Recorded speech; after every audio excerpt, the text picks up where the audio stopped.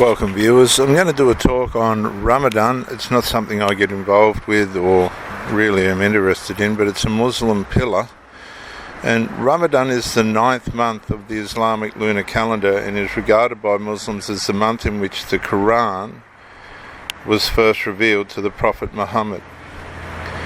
It is observed through fasting, prayer, charity and communal devotion. For Muslims, the Ramadan is sacred. However, from outside Islamic theology, questions arise about its doctrinal foundations, historical claims, and theological coherence. A critical examination does not require hostility, it requires clarity. So the issue is not whether Muslims sincerely believe in Ramadan, but whether the foundations for that belief withstand scrutiny from other religious or physical, logical frameworks. So here's my outline. The question of Ramadan. Ramadan is rooted in the claim that the Quran was revealed during this month, beginning in the cave of Hira. A critic may argue the revelation claim relies primarily on Islamic sources written after the events.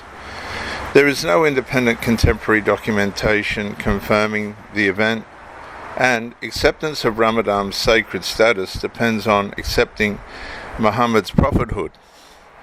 From a non-Islamic standpoint, if the prophetic claim is rejected, the sacred month built upon it lacks divine authority. Point number 2, theological contradictions from a Christian perspective. From a Christian framework, the Quran denies the crucifixion of Christ, of Jesus. It rejects the Trinity. It positions itself as correcting prior revelation. If one believes the New Testament is historically and theological authoritative, then Ramadan's basis in Quranic revelation conflicts with that prior revelation. Under that system, Ramadan would not be divinely instituted, but humanly constructed. Different theological systems lead to different conclusions. They cannot all be correct simultaneously. So number 3, lunar calendar and shifting observance. Ramadan shifts approximately 10 to 11 days earlier each year due to the lunar calendar. A critic might argue a divinely mandated fast connected from agricultural or seasonal rhythm differs from many older religious observances.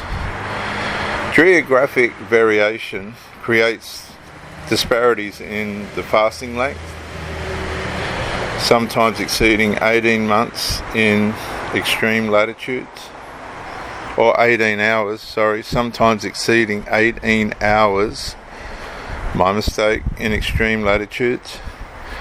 Some view this as evidence of human legal structuring rather than universal divine design. Muslims, of course, interpret it differently. But number 4, sociological considerations. Ramadan also functions as, number 1, a communal identity marker.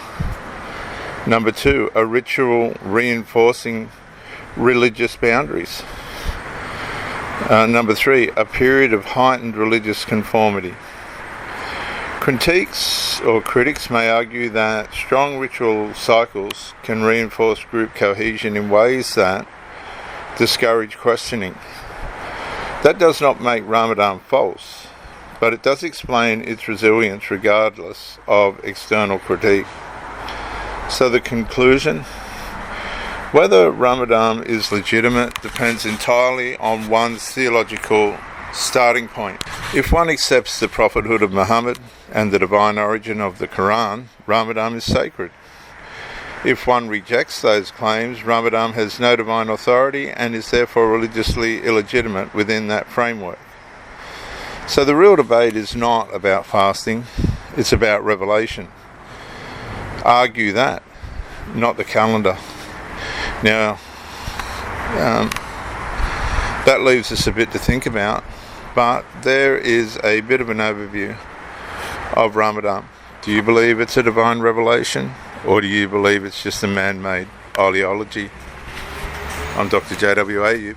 Bye for now.